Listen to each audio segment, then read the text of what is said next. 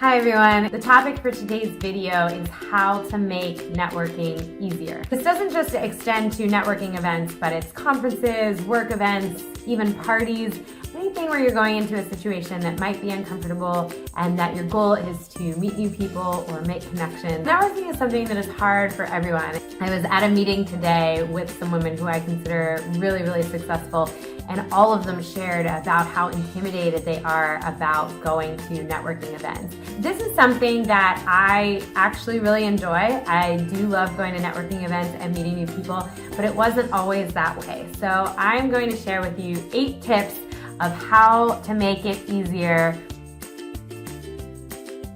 Tip number 1 is go to events where networking isn't the focal point. Making conversation with people is one of the most intimidating things. If you go to an event where there is a speaker, that becomes the common thread of the conversation. You already have a commonality to start conversations with people. During the speech, you can think of things that might be interesting. I can say, hey, what did you think of when they talked about their struggle with this? Or wasn't that interesting when they talked about how they got their business to be successful? Things like that really give a starting point for a conversation. Tip number 2 is to be bold. I know as well as anyone how intimidating a room full of people all talking together can look. I will try to spot a group of people that look like they're having a casual conversation and there's an openness to their posture. Hi, my name is Katelyn. What's your name? What's your story? You're going to an event where the goal is to meet people. People are often extremely friendly, extremely welcoming. Everybody there knows how hard it is to meet other people, but an event like that is meant for talking to each other. People are much friendlier, much more supportive than you realize. It just takes overcoming that initial pain barrier to see that that's the case. Tip number 3, and perhaps the most important, is to ask better questions.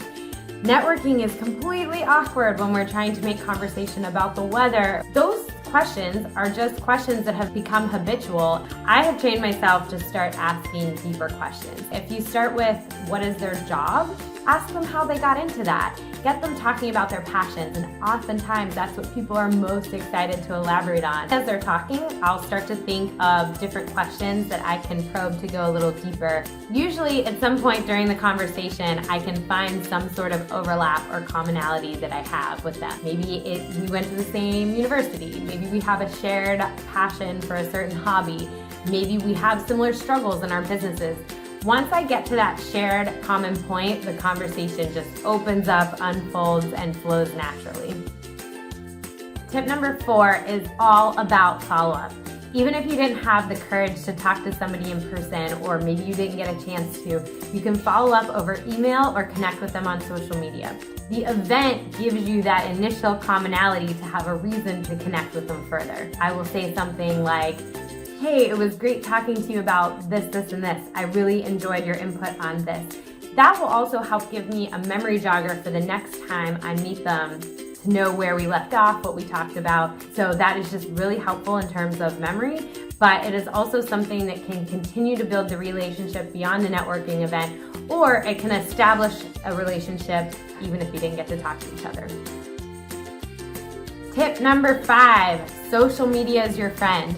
Again, the networking event is just the starting place where the connections happen. The biggest building I do of these relationships comes with the social media follow-up after. I will take pictures of the event and post something about it on Facebook or Twitter. Then I will tag people that I know were at the event in that post, and then other people that were at the event that are friends with those people will be seeing it, sharing it, commenting on it, and I'll use that as a starting point to start connecting with them in the threads of the conversation.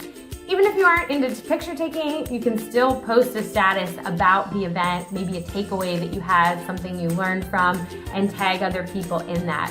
Also, using hashtags is very good for sharing events and connecting with other people who are at those events. Another tip, if I post something on Facebook, let's say it's a picture of an event, I will share that into either the group that was part of what created the event or the event page itself on Facebook.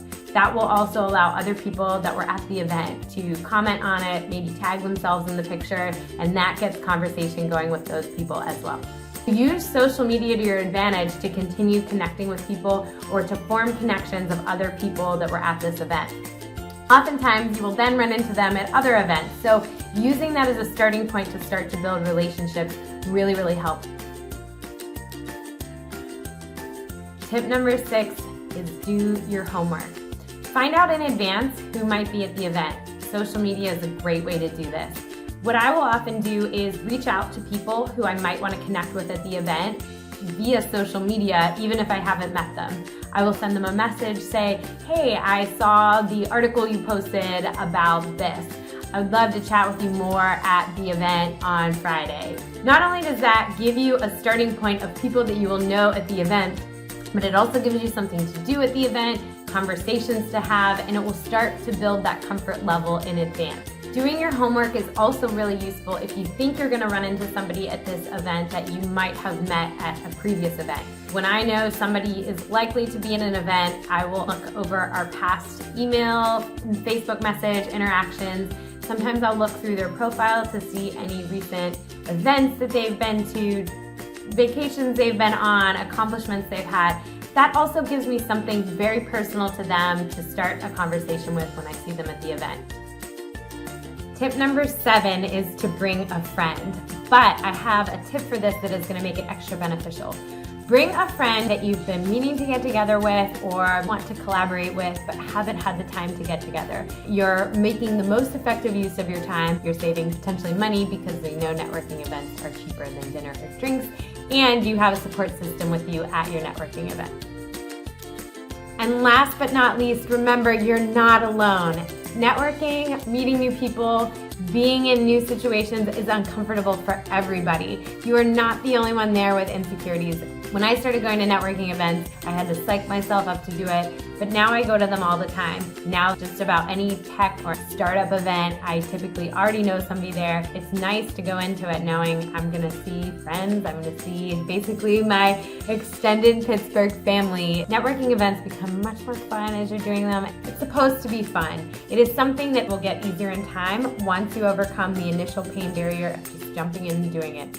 The part that you're in when you're just starting to go to them is by far the hardest part. At the end of the day, it's just all about connecting with people, getting to know their story. Everybody has a story and everybody has value. You're really just trying to learn the value that other people have to offer, see how you can help them and build those relationships, and I promise that will come back around tenfold. Happy networking. If you like this video, feel free to subscribe, share it. I appreciate you watching. Remember, meet new people. They're all just friends waiting to happen.